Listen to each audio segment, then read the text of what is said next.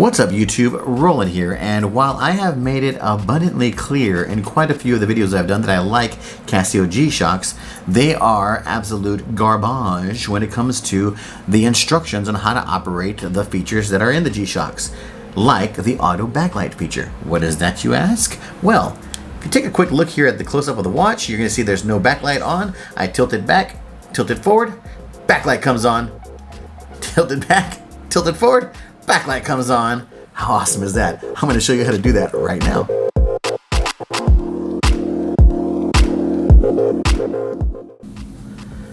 Alright folks, so let me just start by saying that not all G-Shocks are capable of doing the Autolight feature, but if yours happens to have the little LT right here in the bottom right corner, then it's already on and functional. And it's usually the G-Shocks that have this sort of crazy digital layout to them.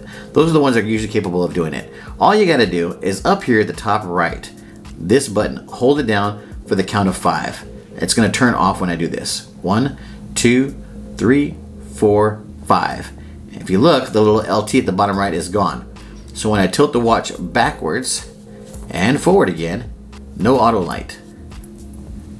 We're gonna turn it back on. Ready? 1, 2, 3, 4, 5, and the little LT is back, which means that when I put the watch backwards and bring it forward, it'll automatically light up. Pretty cool feature. There you go. Well, I hope that helps, folks. Please like and subscribe and leave a comment and let me know if you have any other questions when it comes to operating your G-Shock or questions about watches in general. I hope to hear from you guys. Take care and bye. Hello folks, Roland here, and today I'm going to show you guys a quick what the